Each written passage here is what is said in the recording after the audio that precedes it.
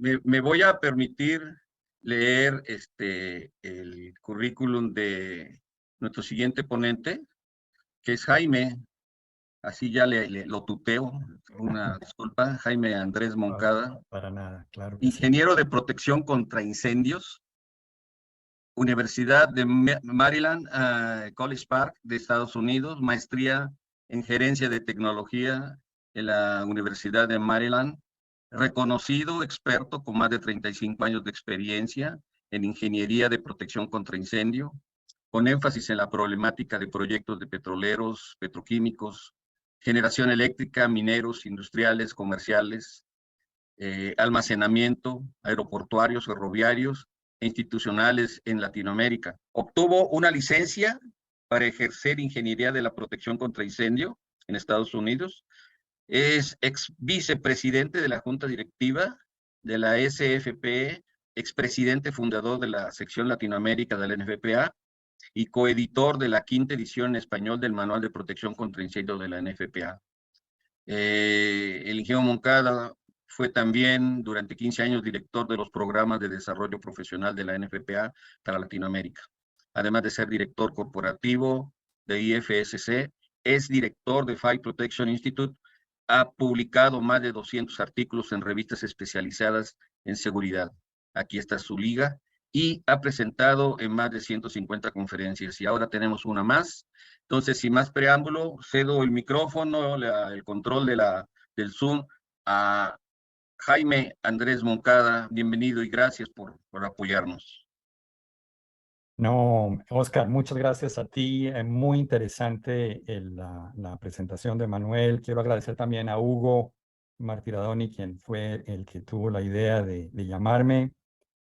A doña María Luisa también por su generosidad abriendo el canal del CONIC al tema de la protección contra incendios. Porque lo que yo quisiera que muy brevemente pensáramos en la próxima hora es que obviamente pues todas estas posibilidades de transporte a través de líneas férreas, los puertos que veíamos, las carreteras, los servicios logísticos, estos parques industriales, las bodegas. No había pensado, obviamente estamos en Coatzacoalcos, donde hay una gran cantidad de petroquímica, obviamente hay parques de almacenamiento, todos estos, digamos, medios de almacenamiento, de transporte, de logística, tienen sus riesgos de protección contra incendios. Entonces, lo que quisiera es inicialmente para ustedes ponernos un poquito al día de cómo una persona como yo, un ingeniero de protección contra incendios, o más bien una compañía como la compañía donde yo trabajo, una firma de ingeniería de protección contra incendios, miramos estos riesgos, ¿no? ¿Cuál es la normativa moderna? ¿Qué está pasando con las estadísticas de incendios en el mundo, sobre todo en el mundo más desarrollado? Y vamos también a hablar un poco acerca de la normatividad internacional disponible para poder afrontar muchos de los riesgos. A las 6:22 a.m. del domingo 11 de junio del 2023, un carro tanque con 8.500 galones de gasolina se volcó e incendió debajo de un paso elevado en la Interestatal 95, cerca de la ciudad de Filadelfia. Yo soy Jaime Andrés Moncada y trabajo para IFSC, una consultora de ingeniería de protección contra incendios con operaciones en Latinoamérica. En este video voy a comentar lo que allí ocurrió y a repasar la normativa sobre este tema. Como ven en este video, desde una cámara de seguridad, el conductor del carro tanque perdió control negociando un cambio de dirección y se volcó llegando a un corto paso elevado debajo de la I-95. La gasolina, que era de 87 octanos, se derramó y entró en ignición inmediatamente. El conductor desafortunadamente perdió la vida. El paso elevado colapsó media hora después. La I-95 es la autopista más importante del este de los Estados Unidos, comunicando a Miami con el Canadá. Este incidente ocurrió al noreste de la ciudad de Filadelfia, en un tramo de 4 carriles en cada dirección que es utilizado por 160,000 vehículos diariamente. El intenso calor del incendio habría sobrecalentado las vigas de acero soportando la autopista, colapsando el sobrepaso tan solo 25 minutos después de haberse reportado el incendio. La realidad es que hoy día sobrepasos como este se diseñan para resistir el desgaste por el uso vehicular, los efectos del viento y el movimiento de los terremotos, pero no se diseñan para protegerlos contra la radiación de un incendio. El acero funciona excelentemente bien como soporte estructural de un puente, pero el fuego es su talón de Aquiles. Es un hecho que el calor intenso de miles de galones de gasolina incendiada eventualmente van a debilitar las vigas que soportan este tipo de puentes y se derribarán por su propio peso. Estas vigas se pueden encajonar en concreto, proteger con pinturas intumescentes o recubrir con materiales aplicados por aspersión. Pero todas estas opciones, aunque funcionan excelentemente bien como disipadoras del calor, son soluciones costosas que simplemente no se llevan a cabo en este tipo de puentes. El acero conserva su resistencia hasta temperaturas de 315 grados centígrados, pero la resistencia se reduce a la mitad, a 600 grados centígrados.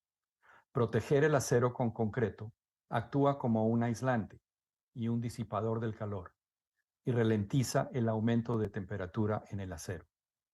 Pero su instalación, cuando el puente ya existe, además de ser costosa, agrega peso, posiblemente por encima de su diseño estructural. Por otro lado, en incendios de derrames de gasolina, donde el incremento de temperatura es rápido y a temperaturas en exceso a 1000 grados centígrados, el concreto sufre desconchado, llamado spalling, donde básicamente el concreto experimenta microexplosiones que lo hacen desmoronar. La norma más apropiada es la NFPA 502, que proporciona requisitos para autopistas de acceso limitado, túneles de carreteras, puentes, autopistas elevadas, subterráneas y que pasan por debajo de otras estructuras. El capítulo más utilizado de esta norma es sobre la protección de túneles vehiculares, por tener estos el riesgo de incendios más complejo. Allí, por ejemplo, se establecen criterios de evacuación, ventilación de emergencia y resistencia al fuego estructural, siendo estos criterios más estrictos dependiendo de la longitud del túnel. La norma también establece criterios de protección para puentes, centrándose en puentes que tengan tramos de más de 300 metros de longitud. Bueno, entonces un pequeño abrebocas acerca de los problemas que tienen el transporte, ¿no? Obviamente, esto es un área donde sería, de cierta manera, como decía el video, impensable pensar que los puentes, por ejemplo, en las carreteras en el mundo se protegirían contra protección contra incendios, pero obviamente vemos el efecto que puede tener un incendio debajo de uno de estos puentes. Una de las informaciones que yo quisiera compartir con ustedes es una página que nosotros tenemos. Ustedes, ahorita les voy a compartir esta presentación a través del chat, pero ustedes pueden entrar a esta página. Cuando ustedes abran el PDF que les voy a compartir, ustedes simplemente cliquean en esta página y van a ver una gran cantidad de artículos sobre diferentes temas. Por ejemplo, muchos incendios donde yo he tenido la oportunidad por pedido de la NFPA de ir a tal vez los incendios más importantes que han ocurrido en Latinoamérica, como el Icuá Bolaños, el incendio del edificio más alto en Sudamérica, el Parque Central, un incendio que vamos a ver en unos minutos acerca de prisiones, el de Comayagua, etcétera. Pero aquí están artículo que de cierta manera resume la primera parte de mi presentación y es un resumen de dónde estamos y hacia dónde vamos en protección contra incendios en el mundo. Entonces, una de las cosas que nosotros tenemos que entender es que nosotros en Latinoamérica no tenemos, y tengo que ser muy enfático acerca de este tema, nosotros no tenemos estadísticas. Ustedes habrán oído de diferentes entidades, bomberiles, asociaciones que hablan de estadísticas en Latinoamérica, pero es una estadística muy parcial. Es muy diferente a la estadística, por ejemplo, que se utiliza acá en los Estados Unidos, donde hay una infraestructura muy desarrollada, donde cada cuerpo de bomberos que sale a una llamada al regresar tiene que llenar una pequeña encuesta donde se hablan de las estadísticas. Los incendios, la gran mayoría de los incendios son investigados. Es decir, nosotros tenemos en un país como los Estados Unidos una gran fuente de información, la cual se las voy a mostrar en unos minutos. Esta lista que están viendo ustedes acá es la lista de los 16 incendios que han ocurrido desde el año 2000 en el mundo con más de 100 muertos.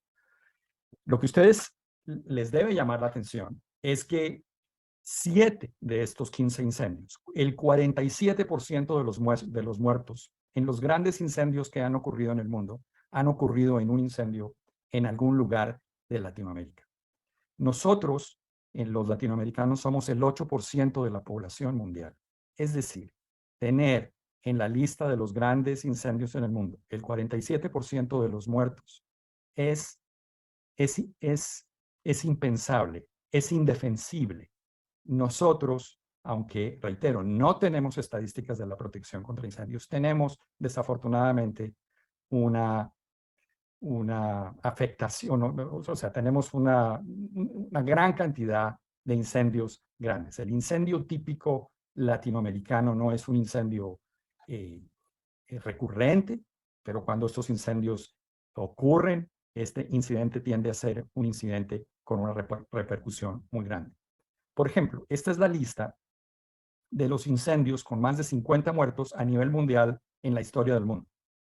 Estos 12 incendios en prisiones con más de 50 muertos, 9 de los 12 incendios con más muertos en el mundo han ocurrido en una prisión latinoamericana.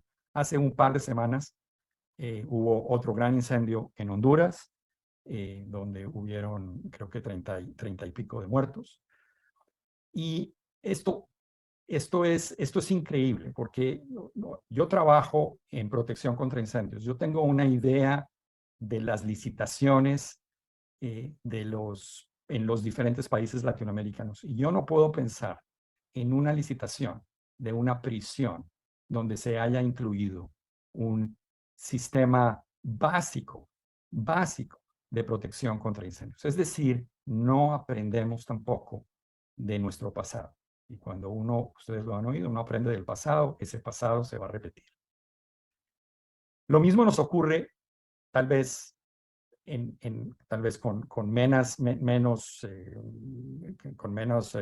dramáticamente, pero en el área industrial también tenemos en los grandes incendios, Marsh, esta lista que están viendo ustedes es una lista que saca cada 2 años esta compañía que trabaja con las compañías de seguros y reaseguros a nivel mundial. Marsh hace un estudio de los incendios más costosos en esta última lista es del 1974 al año 2019. Y ahí encontramos que 4 de los 15 incendios con mayor pérdida a la propiedad han ocurrido en Latinoamérica. Desafortunadamente 2 de ellos son de Pemex, pero reitero, 27% de los incendios más costosos en el mundo han ocurrido en una parte del mundo donde nosotros le ponemos 8% de la población mundial, 6% del Producto Interno Mundial somos nosotros. Es decir, esto no tiene razonamiento. Muchos de los incendios que nosotros ocurren en nuestra región son incendios que no trascienden fuera de la ciudad. Por ejemplo, esto es un video de una instalación en el Callao, que es la parte portuaria de la ciudad de Lima, donde hay un trabajo en caliente, el típico incendio de un tanque en mantenimiento, el tanque funciona como debe funcionar, es decir, la tapa sale volando, con la mala suerte de que esa persona que estaba haciendo el trabajo en el caliente no la encontraban y salió disparada. Ahorita la vamos a ver desafortunadamente en el video. Aquí lo están viendo, se ve muy mal, pero está en este momento bajando y lo encontraron al otro día en un tanque adyacente, en el tope de un tanque adyacente, esta pobre persona con tan mala suerte. Pero son incendios, ese tipo de incendios. Mario Domínguez, mi gran amigo, es una persona que se encarga de mantenerme a mí al día, me manda casi todos los días videos fabulosos de incendios que han ocurrido en la región. Y desafortunadamente, la gran mayoría de esos incendios son incendios que nunca han sido analizados, nunca han sido estudiados, no entran en las estadísticas. Entonces, para nosotros nos queda bastante difícil aprender de nuestros errores cuando hablamos de la protección contra incendios.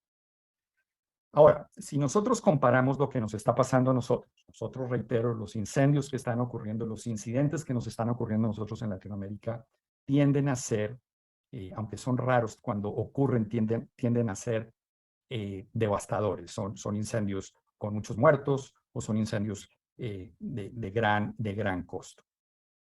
Y lo que ha pasado en un país donde hay una tradición de utilizar normatividad en protección contra incendios, donde hay una autoridad competente, el famoso Fire Marshal, el Departamento de Prevención de Incendios en un país como en los Estados Unidos, estamos viendo pues, en los últimos 30, 35 años que ha habido una reducción muy importante en el número de incendios, en el número de muertos, en el costo de los incendios, en el número de los heridos. Aquí en los Estados Unidos, la gran mayoría de los problemas se centran en las casas. Por ejemplo, el 75%, el año 2021, el 75% de los muertos en los incendios en los Estados Unidos murieron en un incendio residencial. En los incendios estructurales, no residenciales, es decir, en los centros comerciales, en las prisiones, en la industria, en las bodegas, en las refinerías, en los hospitales, todos esos edificios o incendios clasificados estructurales, es decir, incendios que no son vehiculares o que no son exteriores, no son incendios forestales, sino son incendios estructurales, no residenciales. Esos incendios pusieron, pónganle atención a este número, el 3% de los muertos. En un país de 300 millones de habitantes, en el año 2021, 130 personas en todos los Estados Unidos murieron en incendios no residenciales, en incendios no residenciales estructurales. En los Estados Unidos, en el año 2021, murieron 3.800 personas por los incendios. Como mencionaba yo anteriormente, la mayoría de los muertos en los incendios en los Estados Unidos se mueren en la residencia. Esta residencia donde estoy hablando yo, mi casa, tiene rociadores automáticos. Ese es el nuevo paso. La normativa, desde hace un par de años, la normativa de referencia, como la de la normativa de la NFPA, requiere que las nuevas residencias tengan rociadores automáticos. Porque, reitero, ese es la gran área de problemas en los incendios. Lo vemos aquí en estas estadísticas. El 93% de los muertos civiles murieron en incendios residenciales. El 72% de los incendios ocurrieron en incendios residenciales. Entonces, el ímpetu de la normatividad aquí en los Estados Unidos es la protección de la residencia. Mientras que en las otras ocupaciones, como por ejemplo, entrando más específicamente a hablar o analizar las estadísticas en los riesgos industriales y en áreas de manufactura, por ejemplo, en esta estadística que es entre el año 2011 y 2015, vemos cosas interesantes. Obviamente, tal vez esta estadística no es tan acotada como la que vemos en otras ocupaciones, porque el 71% de los incendios fueron incendios exteriores o sin clasificar. La mayoría de los muertos que ocurrieron en estas ocupaciones, en este tipo de ocupaciones, son muertos, el 49% murieron dentro del edificio industrial. Vemos que la mayoría de los incendios, el origen o la causa de los incendios en propiedades industriales son incendios de origen eléctrico. El 55% fueron los daños a la propiedad, 55% de esos daños tuvieron como causa un incendio eléctrico. La mayor cantidad de lesionados en incendios industriales vienen a través de como el incendio que vimos anteriormente, llamas, llama abierta, trabajos en caliente.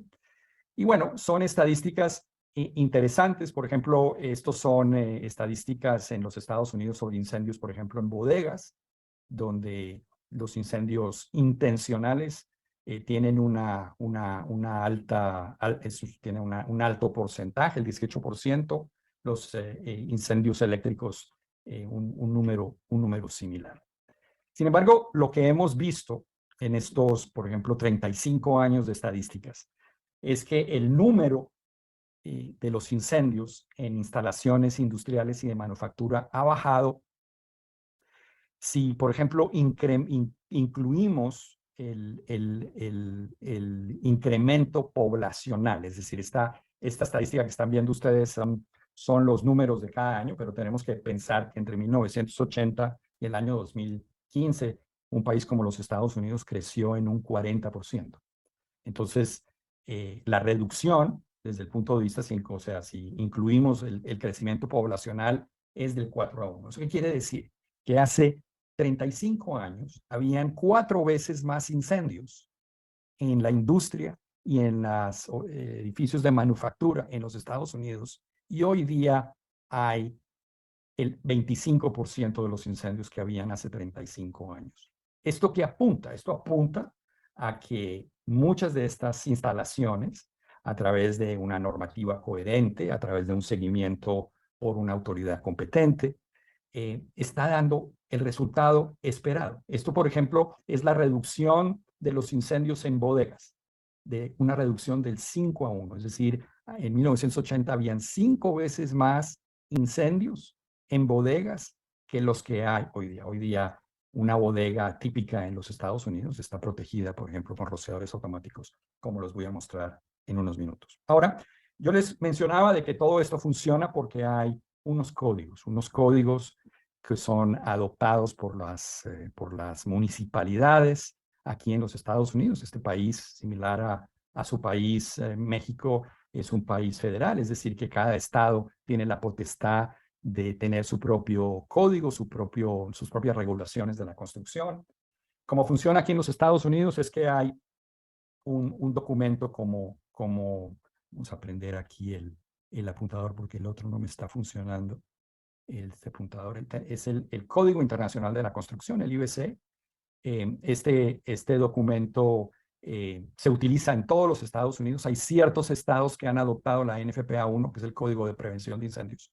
Pero todas estas normas, por ejemplo, la norma API para protección de refinerías, que es la API 2001, son códigos. Y lo que es muy importante para nosotros, a veces la gente que utiliza la normatividad de la NFPA se confunde y dice que no encontró dónde se protege, por ejemplo, un edificio, lo que sea, y porque está buscando en los estándares, en las normas.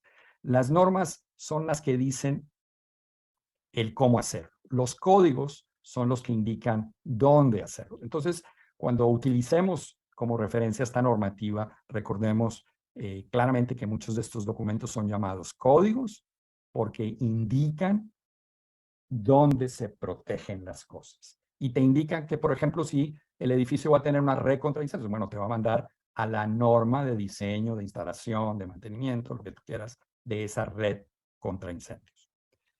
Entonces, eso para que nos quede muy claro. El otro aspecto importante que hay que entender es que para poder evaluar cualquier riesgo, hay que hacer un análisis conceptual. Esto en protección contra incendios se llama el Plan Maestro de Seguridad contra Incendios. En inglés se llama el Fire Safety Master Plan.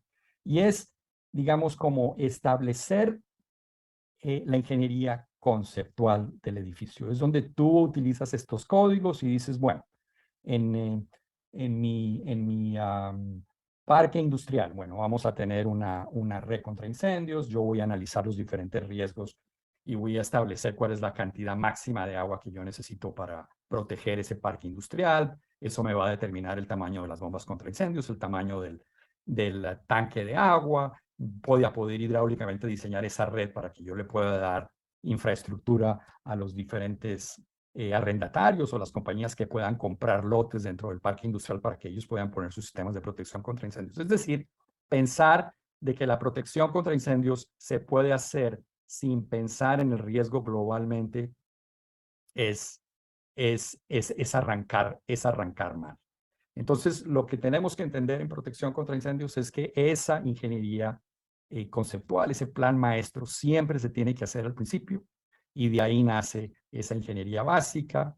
Es una muy buena idea en protección contra incendios que se separe la instalación de la ingeniería. Los grandes problemas que hay en protección contra incendios en nuestra región es cuando ese proyecto se ha hecho como un proyecto llave en mano, es decir, que la persona que licita es la misma persona o la misma compañía que tiene que hacer tanto la ingeniería como la instalación. Entonces hace mucho sentido en protección contra incendios separar. Aquí en los Estados Unidos sería impensable que la compañía sería muy difícil de que una misma compañía diseñe e instale, por cuestiones legales. Si en ese proyecto hay un problema, aquí en un país como los Estados Unidos, un país muy litigioso, esa compañía lleva las de perder, porque le van a poder aducir de que él, por ahorrarse costos, hizo una ingeniería que no era adecuada para el riesgo. Entonces, en protección contra incendios es muy importante. Yo he escrito en la revista de la NFPA y en otros sitios de que si nosotros quisiéramos entender cómo funciona la protección contra incendios en los países más desarrollados, es como tener una mesa que tiene 4 patas independientes. Y esa pata tiene que ser, obviamente, el usuario, que es el que tiene la necesidad, el que tiene el dinero, el que tiene la lana, como dicen ustedes en México.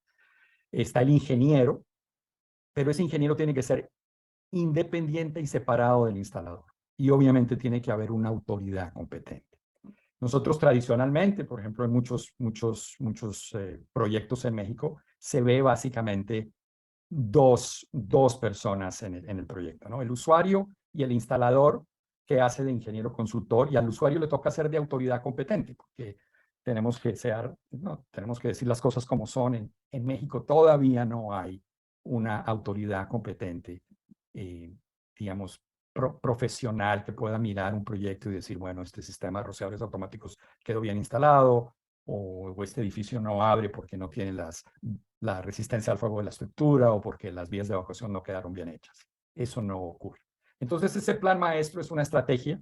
Esto viene del Manual de Protección contra Incendios. Es una estrategia para, como decía yo, identificar y mitigar los riesgos de incendios, ya sea en una instalación existente o una en proceso de diseño, porque también eso es una pregunta muy recurrente. Hay muchas instalaciones en Latinoamérica, perdón, que nacieron sin un código de protección contra incendios. Entonces, ese usuario pudiera pensar, bueno, estoy teniendo problemas de incendios, la compañía de seguros me está molestando. Hacer un plan maestro de una instalación existente también es una buena opción. Ahora, ¿cómo funciona la protección contra incendios? Podemos pensar que digamos, la protección contra incendios es un tetraedro, donde yo tengo unos objetivos de protección contra incendios, que son los que están acá en el centro, que son los que están aquí. Esos objetivos de protección contra incendios inicialmente nacen por ese código, ya lo habíamos hablado, ¿no? Ese código que me va, de cierta manera, a establecer ¿no?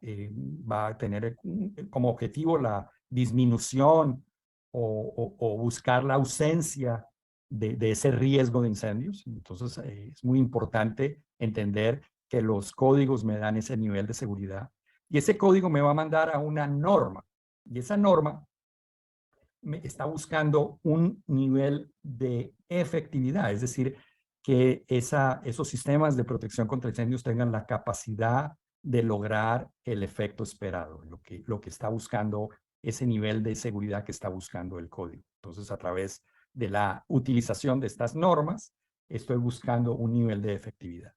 Y no pudiera yo tener un nivel de efectividad si yo no instalo equipos que sean fiables. Es decir, que esos equipos tengan o lleguen a tener la probabilidad de un buen funcionamiento. Y en ese sentido, nosotros en protección contra incendios siempre buscamos que los sistemas, los equipos de protección contra incendios vengan listados por UL o aprobados por FM Global o aprobados por una entidad independiente al fabricante que nos diga que esos equipos son fiables. Ahora, los objetivos de la seguridad contra incendios, muy rápidamente, pues es obviamente cumplir la normativa, los códigos de protección contra incendios.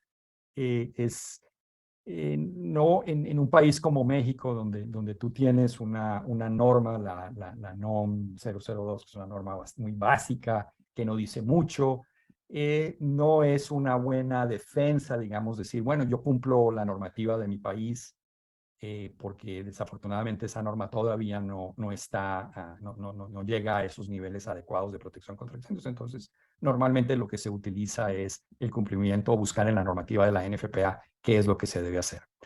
Además de eso, entrenar al personal, cumplir las disposiciones establecidas por la aseguradora. Por ejemplo, en Pemex, mucho del detonante de muchas de los proyectos de protección contra incendios es esa visita al reaseguro.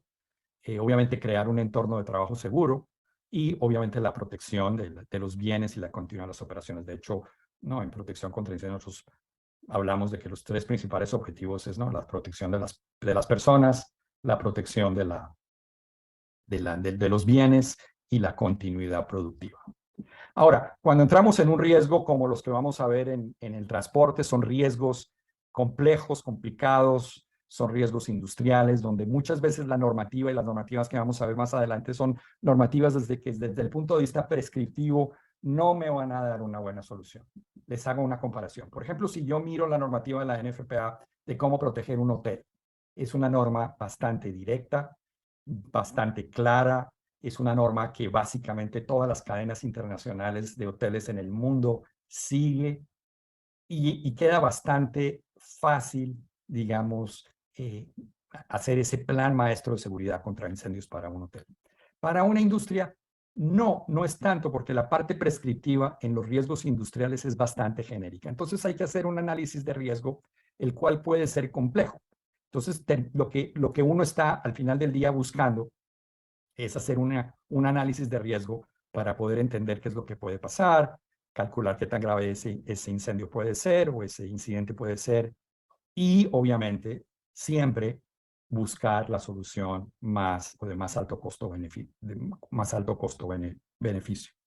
Entonces, lo que al final uno trata de hacer es que si nosotros hacemos lo que se llama en inglés un FRA, una valoración del riesgo de incendios. Esa valoración del riesgo de incendios generalmente me pide probabilidad.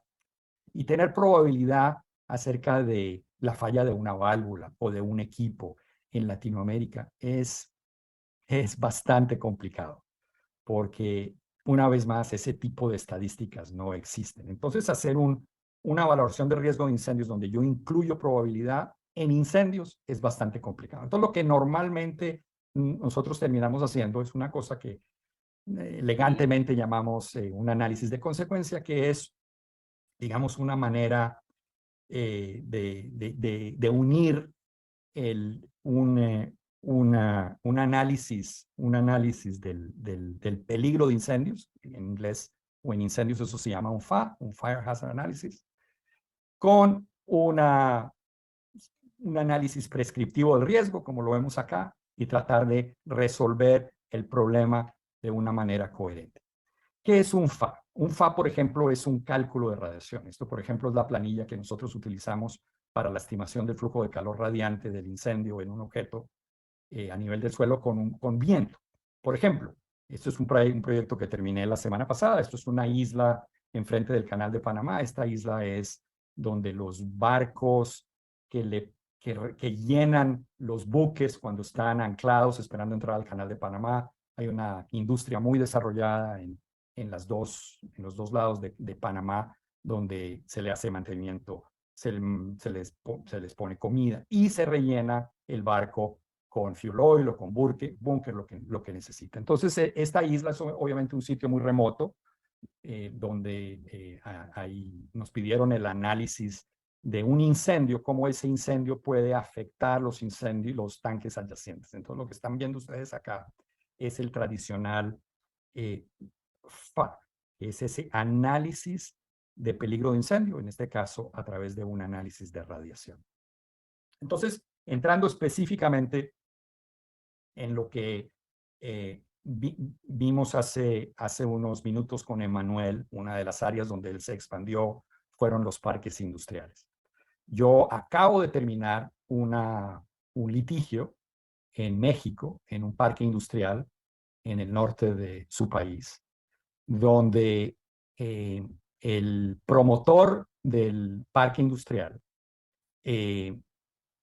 ponía la infraestructura de protección contra incendios, la infraestructura en los edificios. Aquí hubo un incendio en una planta que producía elementos para aviones. Creo que su principal cliente eran los aviones Embraer. Hubo un incendio. Ese incendio se pasó a la fábrica de al lado, que también era una fábrica aeronáutica. Ese incendio costó $230 millones. Entró en un litigio que duró bastantes años, que se cerró hace 2 semanas.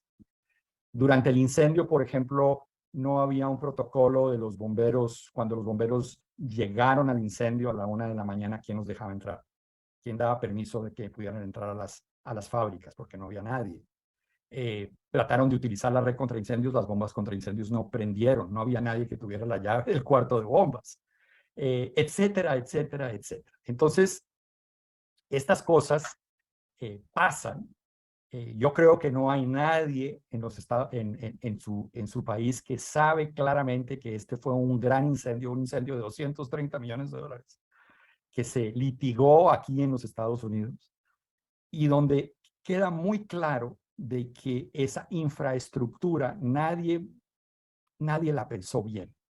Entonces es muy importante, sobre todo en un parque industrial, pensar en el diseño de esa infraestructura, de los sistemas de protección contra incendios, y pensar también en una cosa que casi nunca pensamos en Latinoamérica, que es la protección o la resistencia al fuego estructural de los edificios. Que haya una pared de 2 horas o de 3 horas de resistencia al fuego adecuadamente diseñada para que si hay un incendio en un parque industrial como estos, no pueda brincar entre compañía y compañía.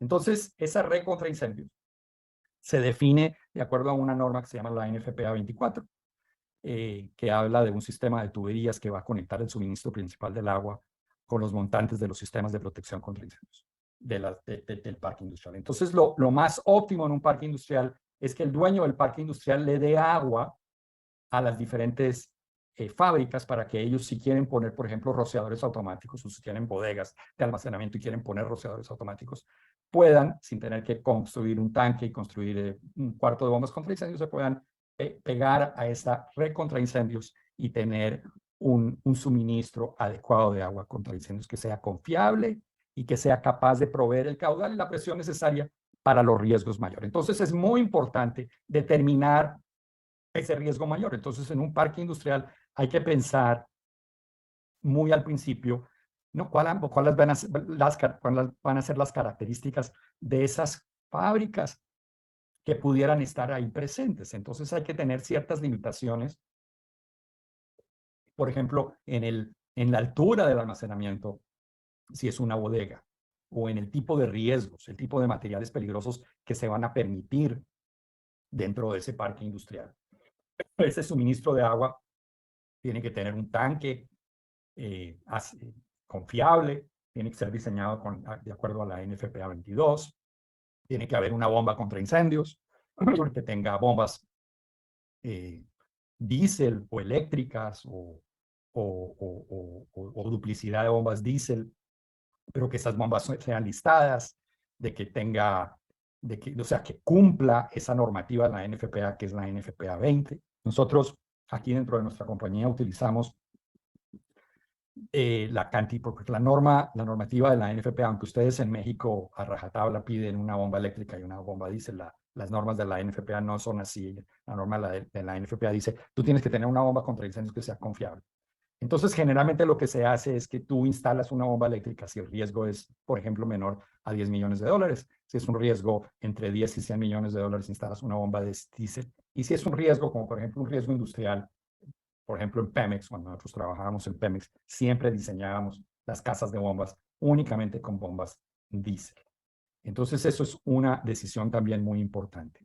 esa bomba tiene que dar el flujo y el caudal y la presión para el riesgo mayor. Entonces es muy importante cuando se hace esos planes maestros, tratar de estimar cuál va a ser ese riesgo mayor. ¿Ok?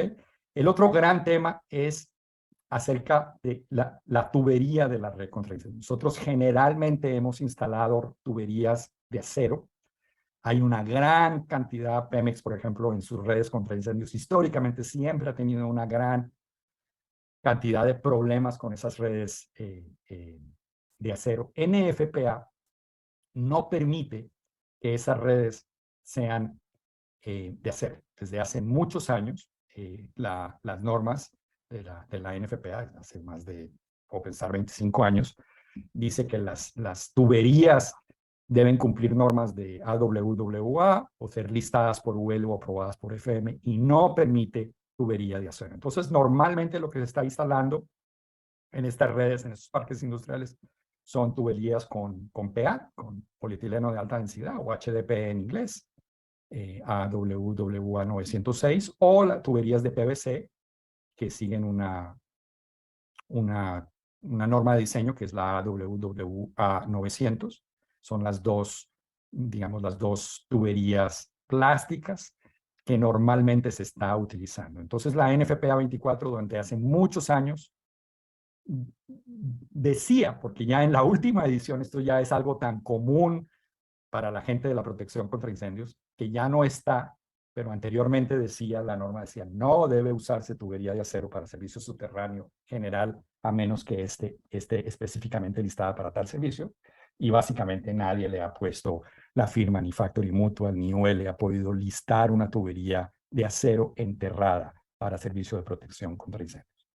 Entonces, lo que ustedes tienen que pensar es que si tienen una red, por favor, no instalen tubería de acero. Esa tubería de acero va a tener una vida útil muy corta, 10 años, de pronto 15 años, y esa no es el objetivo.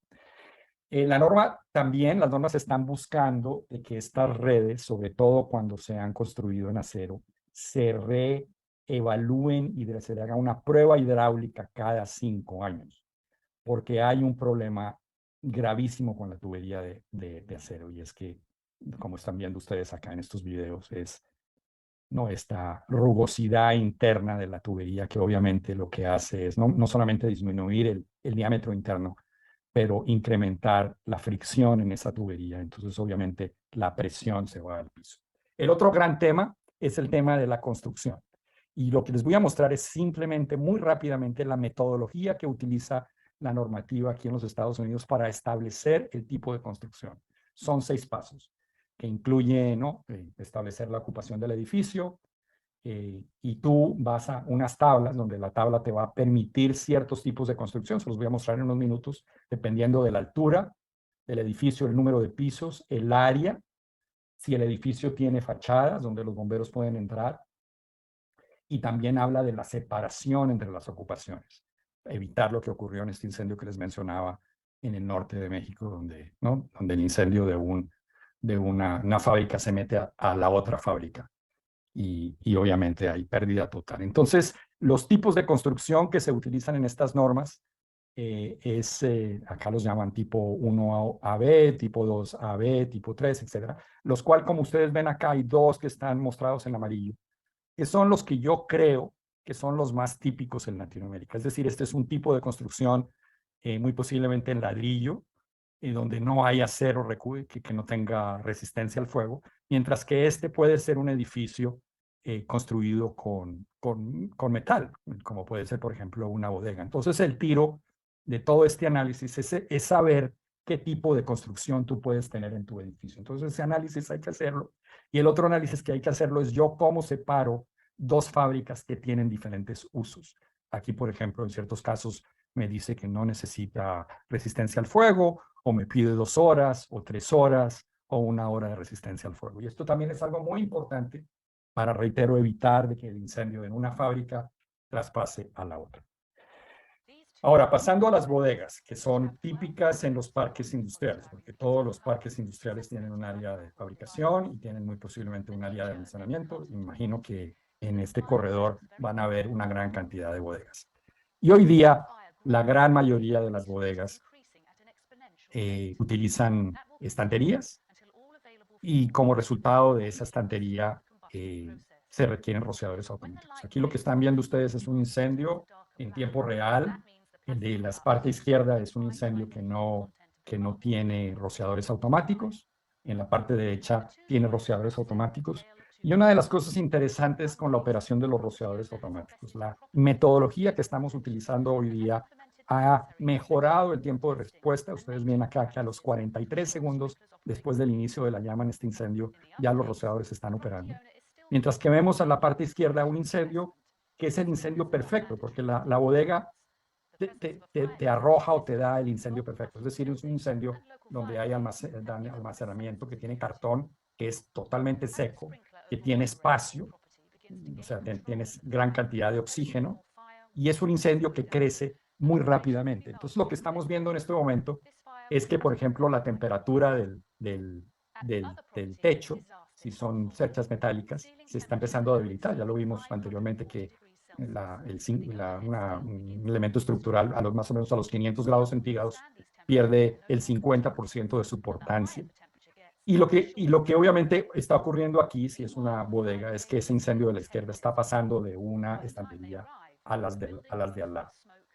Mientras que ahorita no vamos ni en 2 minutos del incendio, y ya más o menos a los 2 minutos y 20, el incendio ha sido controlado con los rociadores automáticos. Y en este momento, si es un buen cuerpo de bomberos, podemos esperar que a los 5 minutos o a los 6 minutos están llegando a la instalación. Donde en este momento ningún cuerpo de bomberos, en ninguna parte, incluyendo Latinoamérica, se va a meter a la bodega a apagar el incendio si hay estanterías, porque ellos saben que el techo va a empezar a colapsar y las estanterías van a empezar a colapsar. Entonces, generalmente los cuerpos de bomberos no entran. Ese diseño de ese sistema de rociadores automáticos se utiliza la norma NFPA 13.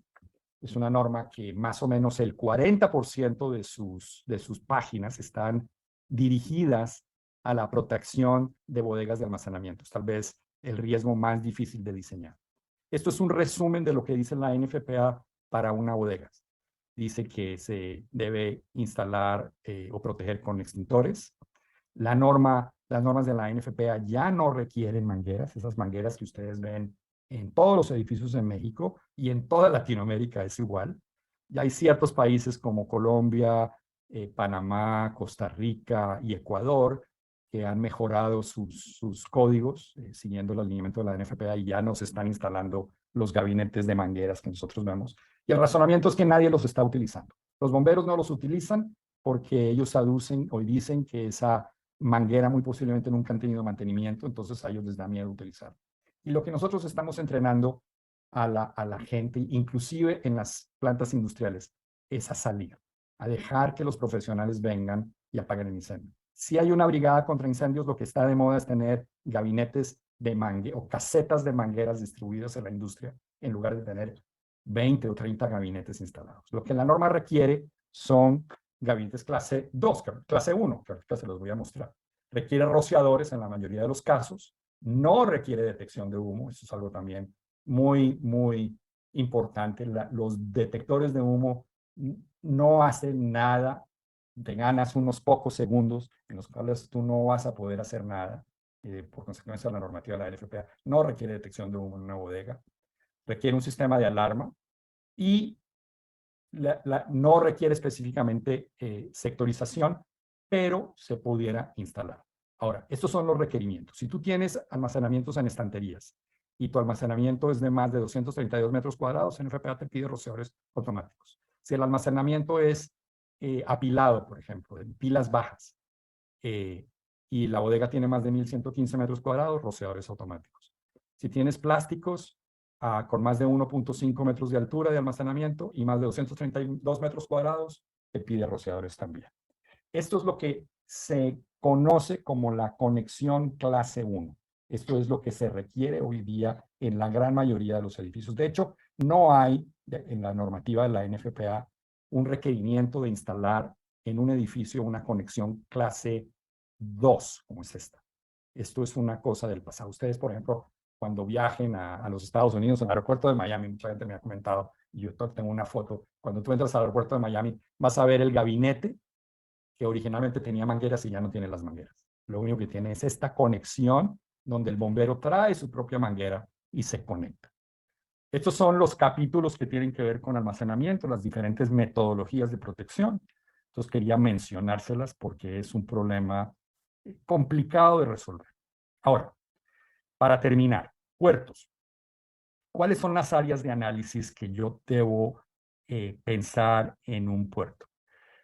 Similar que en un parque industrial. Yo tengo que pensar en la red contra incendios, pero también, por ejemplo, en una puerto como este, tenemos esa infraestructura que está aquí, donde un buque puede tener un derrame de combustible, se puede prender, o el mismo buque se puede prender, y puede afectar la estructura de los muelles. Entonces hay que pensar en la resistencia al fuego de ese muelle. También se debe pensar en que si hay contenedores, puede haber incendios en esos contenedores. Entonces, esta área tiene que tener también una red contra incendios.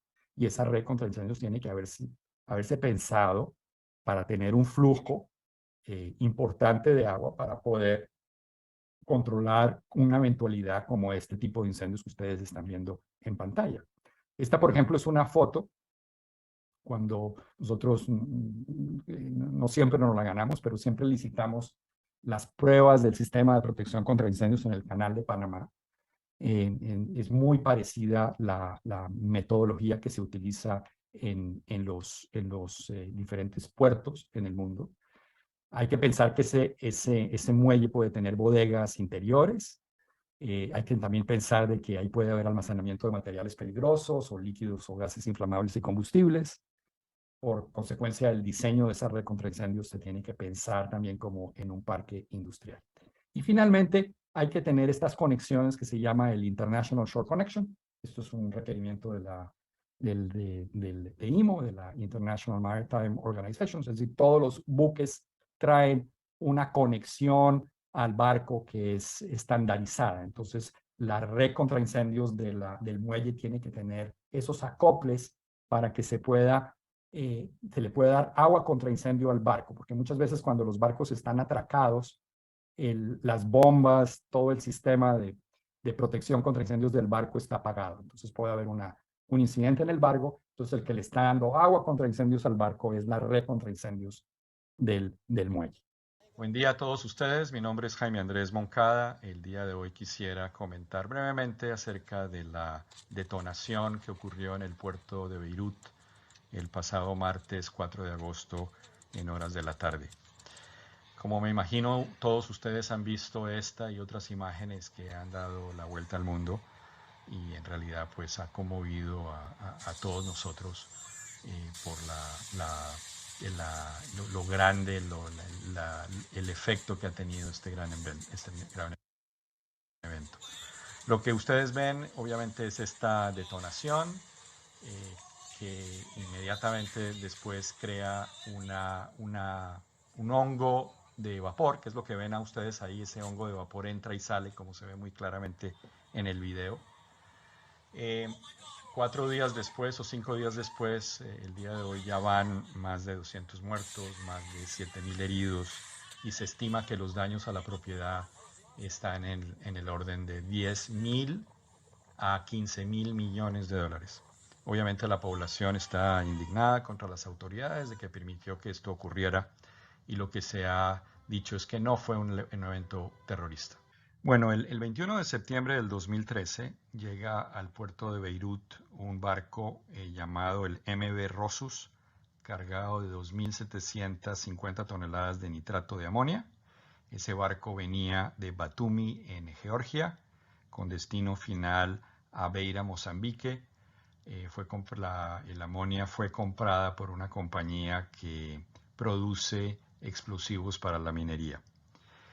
El barco, cuando su objetivo de ir a Beirut era para recibir maquinaria pesada para transportarla a través del canal del Suez, pero se dice que esa maquinaria dañó las puertas del espacio de carga donde estaba el nitrato de amonia, y luego de una inspección de las autoridades locales ellos determinan de que no era seguro de que el barco zarpara.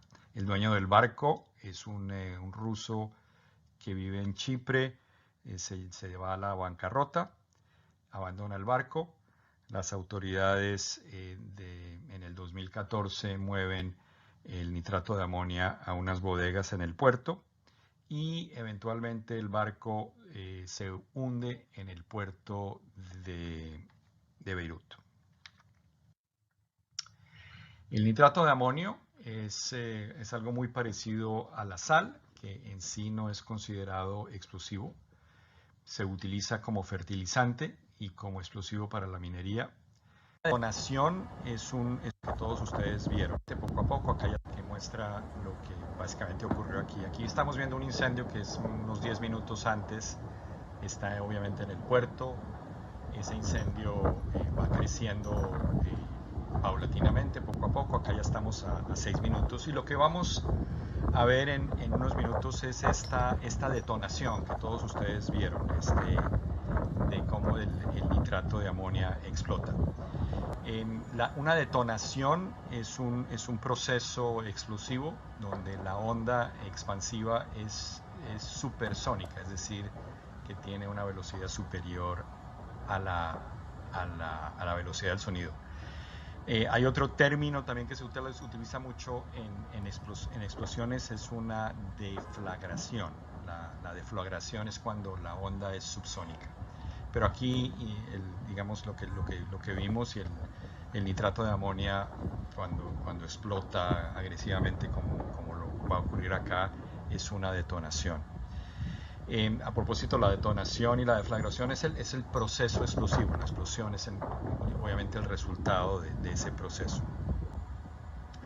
Ya estamos aquí en el último minuto y lo que se dice o se piensa es que el incendio eventualmente llegó a un área donde había elementos pirotécnicos. Entonces lo que van a ver ustedes, y creo que van a empezar a oír detonaciones muy rápidas, y van a empezar a ver antes de la primera explosión fuegos pirotécnicos. Y creo que en unos segundos los van a empezar a ver. Ahí se vio el primero, aquí van a ver muchos más repetidos y se ve esta explosión que es más o menos antes de la detonación. Esta detonación, como decía yo, es una onda explosiva súper rápida que al tener esa temperatura tan grande crea un hongo de vapor, que es lo que todo el mundo tuvimos. Pero cuando se va el hongo de vapor, se va a ver la explosión en la parte de atrás, y creo que en los videos anteriores se vio muy claro. Se dice que esa onda explosiva que ven ustedes ahí tiene una sobrepresión de más o menos unos 15 bares, y obviamente eso es lo que destruye cientos de metros a la redonda del punto de ignición, y desafortunadamente obviamente mata y hiere a las personas. La mayoría de las personas que están heridas por, digamos, lo que se suelta, que rompe esta onda explosiva. Bueno, en este video en super cámara lenta se entiende o se ve mucho mejor la detonación. Aquí tenemos la explosión, que eventualmente, ¿no? La velocidad del desarrollo de esa llama es supersónica, creando una detonación, y lo que se crea en este momento es, a través de esa onda de calor, la vaporización del ambiente alrededor de la explosión, y ese hongo, que es lo que la mayoría de nosotros nos llamó mucho la atención, ¿no? Parece una explosión ¿no? de un arma nuclear, pero esto ha ocurrido y se ha reportado anteriormente en eventos similares como este. Y también se ve esta sobrepresión, ¿no? De estos 15 o más bares de sobrepresión que rompe, ¿no? Los vidrios, las partes más débiles de las estructuras salen disparadas, y obviamente esto es lo que hiere y de pronto hasta mata a muchas de las personas. Bueno, entonces hay que tener en un puerto, hay que tener ciertos protocolos de ¿no? de almacenamiento. En este caso tenía un elemento pirotécnico al lado de la amonia. Y obviamente el peor de los casos. Líneas de tren. Bueno, muy parecido a los puertos. Hay una norma específica en FPA 130. Esa norma se centra digamos, tiene muchas áreas. Una de las cosas más complicadas en los trenes es el túnel, porque pues el tren, los vagones de tren tienen combustibles. Estás en un sitio encerrado. Si el tren es de pasajeros, tienes a las personas. Entonces es bastante complicado. Entonces ahí hay que pensar en la evacuación, en el control del humo, cómo tener esa capa de humo que se queda arriba para que la gente pueda evacuar.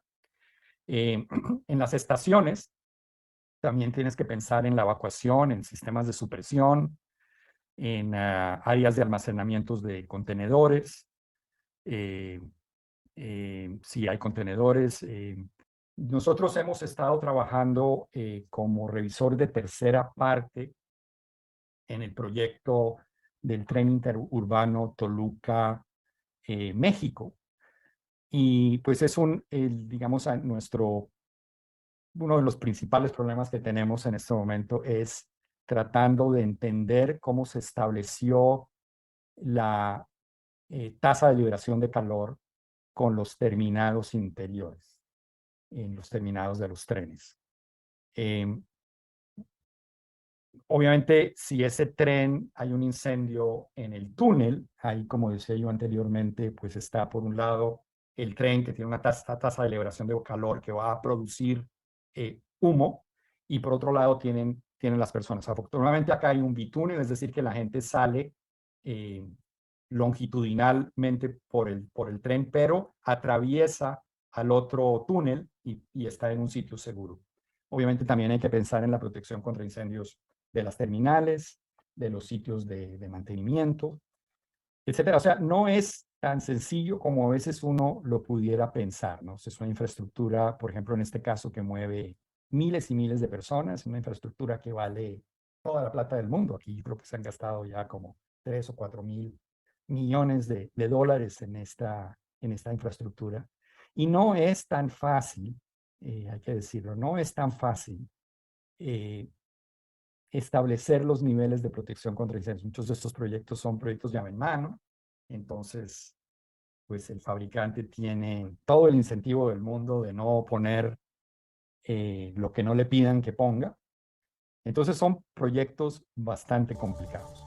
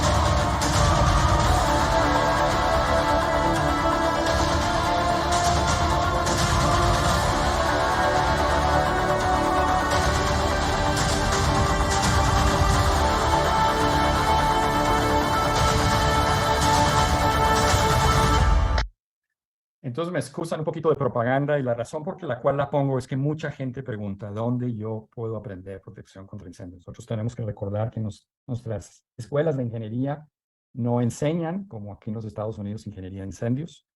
Entonces la mayoría de la gente le queda bastante difícil profesionalizarse. Entonces esto, además de los cursos de la NFPA, estos cursos de FPI, de OPSI, son cursos que se dan continuamente, donde ustedes por unos costos bastante razonables pueden obtener información de primera mano de profesionales que trabajan en este rubro. Para cerrar, los que ya me conocen, a mí me encanta responder preguntas. Si es una pregunta conceptual, mándenme un correo o contáctenme por WhatsApp. Está la información de nuestra compañía, la página web de nuestra compañía, la página web de FPI, donde pueden obtener información acerca de estos cursos. Ya les mostré la página de artículos contra incendios y muchos de estos videos están en nuestra página de YouTube, donde nosotros siempre ponemos videos. Acá tenemos en este momento 52 videos donde analizamos incendios, hablamos de diferentes temas de protección contra incendios. Muchas Entonces, creo gracias, que me Jaime. excedí un poquitico. No, sí, no hay problema. Vamos a reiterar tu ofrecimiento por el tiempo y respeto al siguiente ponente, que es Hugo. Sí, señor.